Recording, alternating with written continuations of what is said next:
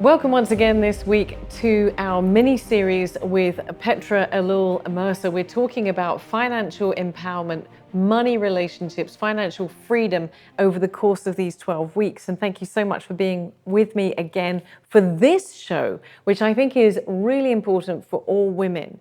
Now, we talked about the importance of financial independence, financial strength, financial education for women who are in vulnerable groups of society.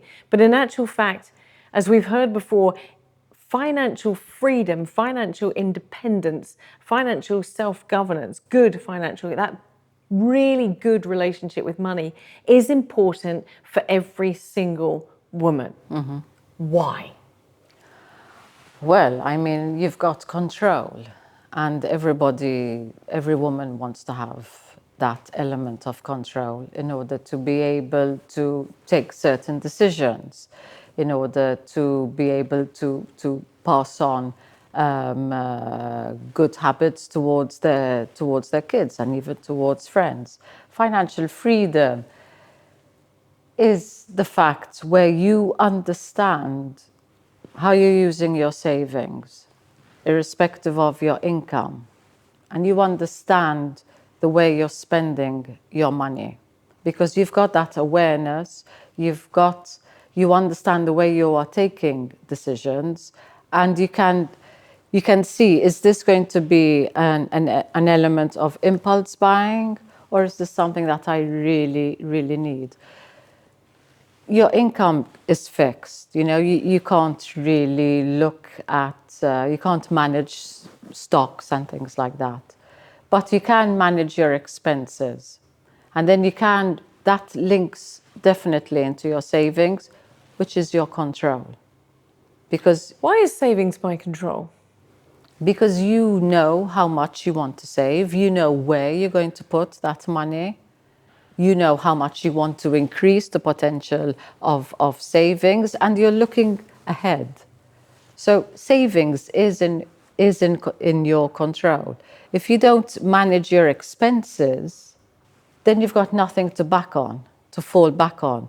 So in case emergencies are happening all the time, whether your car breaks down or something with your TV, if you've got nothing to fall on, what are you going to do? Not everybody has their parents or, something else to fall on. So savings it's up to you to see how much you want to put aside and what you're going to do with that money. And that gives you that sense of freedom that you can, that is linked to yourself as a personality, and it's putting aside bad habits, understanding that you need to understand things more, how I can manage my money more, what are the different types of investments, and looking for the long term. And just to close with this particular topic, we did mention in one of the previous shows that society has changed. Yes. And there may be a time where our parents, if they were very blessed, if they were very lucky, had security in their finances simply because the world was different, but also relationships were different. And now we're looking at people's circumstances changing so much more often and being so much more fluid. Mm-hmm. And therefore that security, that stability, that gives a peace of mind and helps prevent anxiety. And so much anxiety is related to our financial status, as well as, I don't know if you know, but it's one of the number one breakdowns of relationships and marriage and so on is because of financial disagreements, financial stress. Yes. So it kind of takes away that pressure as well. Exactly. I mean, we mentioned this in the beginning.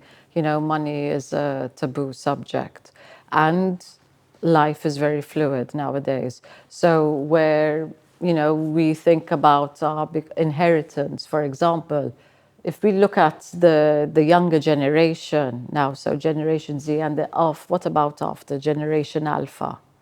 So these are kids which are 6, 7 years old. Are we going to be able to leave that inheritance that we are so accustomed to, in our age?